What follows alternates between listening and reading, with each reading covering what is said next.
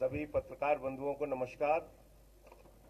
आज इंडिया गठबंधन की संयुक्त प्रेस वार्ता में दिल्ली के मुख्यमंत्री माननीय अरविंद केजरीवाल जी, समाजवादी पार्टी के राष्ट्रीय अध्यक्ष माननीय अखिलेश यादव जी अपनी बात रखेंगे।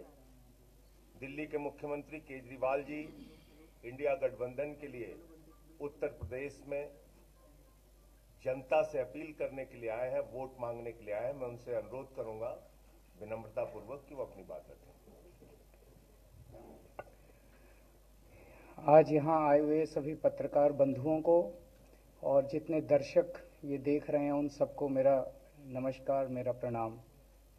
आज लखनऊ में मैं उत्तर प्रदेश के सभी मतदाताओं से इंडिया गठबंधन को भारी भरकम वोट देने के लिए, भारी मात्रा में वोट देने के लिए अपील करने के लिए आया हूँ।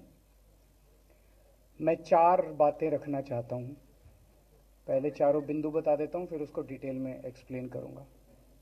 पहला ये कि ये चुनाव भारतीय जनता पार्टी मोदी जी अपने लिए वोट नहीं, अमित शाह जी को प्रधानमंत्री बनाने के लिए वोट मांग रहे हैं। दूसरी बात,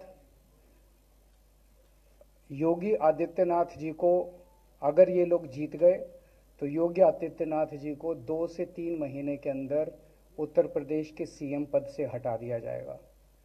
नंबर 3, इन लोगों की पूरी तैयारी है, अगर ये लोग जीत गए तो संविधान को बदल के SC ST और OBC का रिजर्वेशन खत्म कर दिया जाएगा। और नंबर 4, जो आंकड़े अब देश भर से आ रहे हैं वो ये दिखा रहे हैं कि 4 जून को इंडिया गठबंधन की सरकार बनने जा रही है और NDA को और BJP को बहुत कम सीटें मिलने जा रही हैं। अब मैं अपने सबसे पहले पॉइंट पे आता हूँ।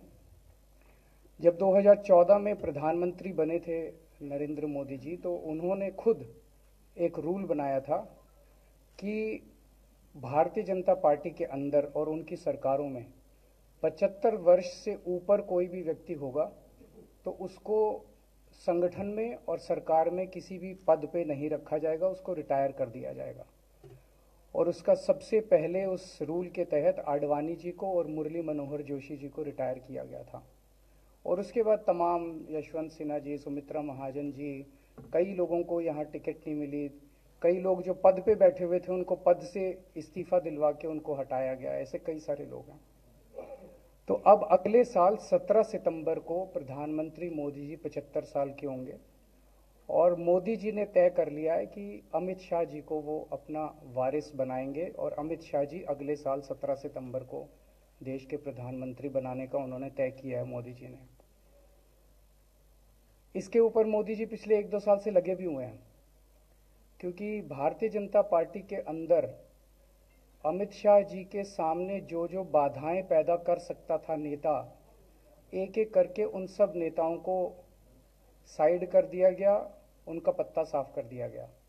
शिवराज सिंह चौहान को हटा दिया गया, वसुंधरा राजे को हटा दिया गया, डॉक्टर रमन सिंह को हटा दिया गया, देवेंद्र फडणवीस को ख़त्म कर दिया गया, खट्टर साहब को ख़त्म कर दिया गया।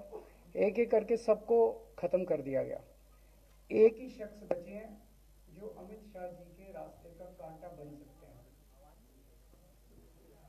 हेलो, आवाज आ रही है? एक ही शख्स हैं जो कि उनके रास्ते का कांटा बन सकते हैं, वो है योगी आदित्यनाथ जी। अब योगी आदित्यनाथ जी को इन्होंने हटाने का पूरा मन बना लिया है और अगर इनकी सरकार बनी तो 2 महीने के अंदर योगी जी को भी उत्तर प्रदेश के सीएम से हटा दिया जाएगा। मैंने दिल्ली में 3-4 दिन पहले ये प्रेस कॉन्फ्रेंस की थी और ये दोनों मुद्दे उठाए थे। जैसे मैंने मुद्दे उठाए थे तो अमित शाह जी ने और उनके कई नेताओं ने अपनी भावना प्रकट की कि नहीं नहीं, मोदी जी को 75 साल में इस्तीफा नहीं देना चाहिए, मोदी जी को 75 साल पूरा कार्यकाल पूरा करेंगे। उन सब की भावनाओं की मैं कद्र करता हूं, क्योंकि अपने नेता के लिए जब भी ऐसी बात होती है तो सब लोग सामने आके बात करते हैं। लेकिन बड़ी बात यह है कि मोदी जी ने ऐसा नहीं कहा कि मैं 75 साल पे इस्तीफा नहीं दूंगा, मैं रिटायर नहीं होऊंगा। उनका अपना बनाया हुआ रूल है और मुझे पूरी उम्मीद है कि मोदी जी का अपना बनाया हुआ रूल है और मोदी जी अपने रूल को फॉलो करेंगे। नहीं तो लोग कहेंगे कि मोदी जी ने ये रूल आडवाणी जी को हटाने के लिए बनाया था, जब अपनी बारी आई तो नहीं। तो मोदी जी इस रूल का फॉलो करेंगे, ये पूरा यकीन है देश के लोगों को कि उन्होंने खुद रूल बनाया तो खुद फॉलो करेंगे। दूसरी बड़ी बात जो हुई कि जब मैंने कहा कि योगी आदित्यनाथ जी को 2 महीने में हटा दिया जाएगा, इस पे अभी तक भाजपा के किसी नेता की टिप्पणी नहीं आई है। 4 दिन हो गए, इसका मतलब ये तो कंफर्म करता है कि उन्होंने पूरी प्लानिंग कर ली है और उनके पक्ष में कोई बोलने के लिए तैयार नहीं है योगी आदित्यनाथ जी के। तो उनका हटना अब लगभग तय है कि योगी आदित्यनाथ जी को उत्तर प्रदेश के सीएम पद से हटाया जाएगा। दूसरी चीज, मैं उत्तर प्रदेश के सभी मतदाताओं को कहना चाहता हूं कि पिछले 4-5 महीने से इन्होंने शोर मचा रखा है, 400 पार 400 पार 400। क्यों? कहते हैं नहीं मोदी जी कुछ बड़ा काम करना चाहते हैं। तो लोगों ने खोद खोद के पूछा, भाई क्या बड़ा काम करना चाहते हैं, कुछ बताओ तो सही। तो उन्होंने नहीं बताया। लोगों ने फिर अंदर से पता किया कि बड़ा काम ये करना चाहते हैं कि देश से रिजर्वेशन खत्म करना चाहते हैं। हम जानते हैं कि इनका जो पूरा इकोसिस्टम है, आरएसएस, बीजेपी, शुरू से ये लोग रिजर्वेशन के खिलाफ रहे हैं। इनकी पूरी की पूरी मानसिकता रिजर्वेशन के खिलाफ रही है। तो मैं सभी लोगों को ये आगाह करना चाहता हूं कि ये बड़ा काम इनको 400 पार इसीलिए चाहिए क्योंकि ये रिजर्वेशन खत्म करना चाहते हैं। संविधान को, बाबा साहब अंबेडकर ने जो संविधान बनाया था, उस संविधान को ये तार तार करना चाहते हैं। पूरे देश भर से अब जो ट्रेंड आ रहे हैं, वो ट्रेंड ये दिखाते हैं कि भारतीय जनता पार्टी को 250 से भी नीचे, मेरे हिसाब से 220 के आसपास, 3-4 दिन पहले भी मैंने कहा था, 220 से कम सीटें इनकी आती हुई नजर आ रही हैं। आप हिसाब लगा लीजिए। मैं हरियाणा होके आ रहा हूँ कल परसों, हरियाणा में इनकी बहुत कम हो रही हैं, दिल्ली में इनकी बहुत कम हो रही हैं, पंजाब में मुझे नहीं लगता इनकी कोई सीट आ रही है, कर्नाटक में इनकी काफ़ी कम हो रही हैं, महाराष्ट्र में इनकी बहुत कम हो रही हैं, बंगाल में इनकी कम हो रही हैं, यूपी में इनकी कम हो रही हैं, बिहार में इनकी कम हो रही हैं, झारखंड में इनकी कम हो रही हैं, राजस्थान। जो पूरे देश के अंदर एक नेगेटिविटी इन लोगों ने फैलाई है, उसको हम लोग ठीक करेंगे। मैं अंत में उत्तर प्रदेश के सभी लोगों को अपील करना चाहता हूं कि इंडिया गठबंधन के, यहाँ पे सपा और कांग्रेस का गठबंधन है, इंडिया गठबंधन का जो जहां से कैंडिडेट है उसको भारी मात्रा में वोट देकर आप सब लोग जिताइए। अब मैं निवेदन करूंगा समाजवादी पार्टी के राष्ट्रीय अध्यक्ष माननीय अखिलेश यादव जी से कि वो अपनी बात।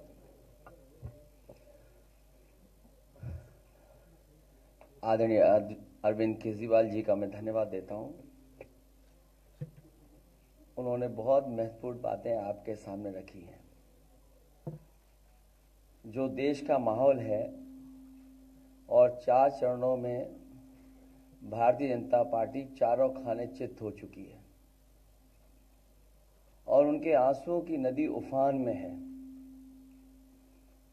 भारतीय जनता पार्टी जो 400 पार का नारा दे रहे थे,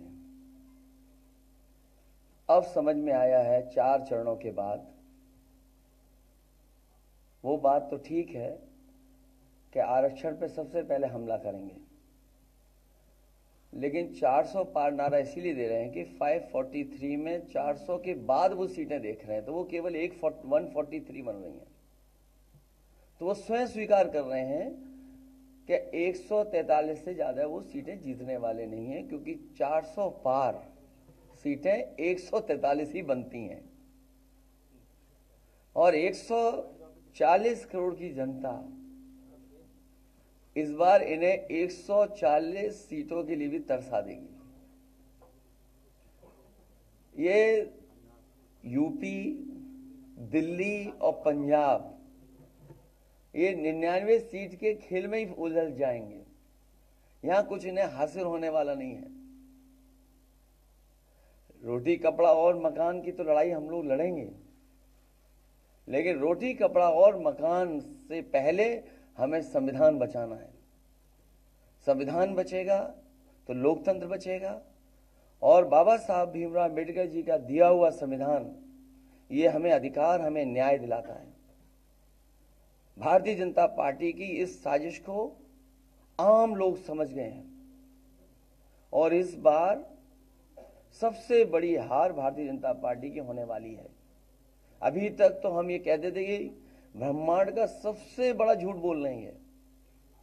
अब लग ये रहा है हारने के बाद ये ब्रह्मांड का झूठ का विद्यालय खोलेंगे, यूनिवर्सिटी खोलेंगे और वाइस चांसलर और डीन पहले से ही रिटायर होकर के वहां अपने आप नियुक्त हो जाएंगे। इसलिए देश को बचाने के लिए आदरणीय अरविंद केजरीवाल जी आए हैं, हम लोगों का सहयोग और मदद करने के लिए आए हैं। मैं इनका धन्यवाद देता हूं। और आप पार्टी, इंडिया गठबंधन, समाजवादी पार्टी, हम सब मिलकर के भारतीय जनता पार्टी को हटाने जा रहे हैं।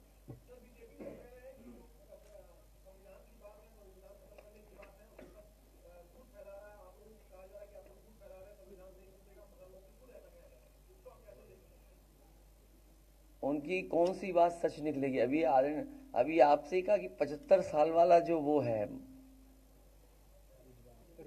रूल नियम, उसको तो फॉलो किया जाएगा ना, इसी से पता लग जाएगा। और एक मिनट, अगर आप इनका इतिहास उठा के देखें पिछले 75 साल का, जनसंघ का, आरएसएस का, थ्रू आउट ये लोग रिजर्वेशन के खिलाफ रहे हैं। तो अब 400 सीटें लाके ये संविधान बदल के उस रिजर्वेशन को खत्म करना चाहते हैं। अरविंद जी, स्वाति मालीवाल के मामले में अभी तक आप कुछ बोले नहीं है।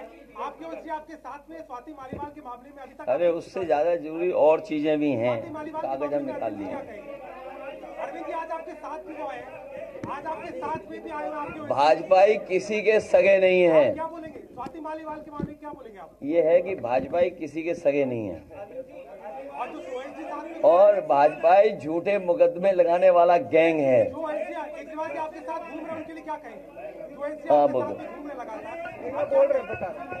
संजय जी, आपने बात कही थी। हाँ, मैं बोल रहा हूँ, आपने प्रेस कॉन्फ्रेंस में बोल रहा हूँ, एक सेकंड बोल रहा हूँ।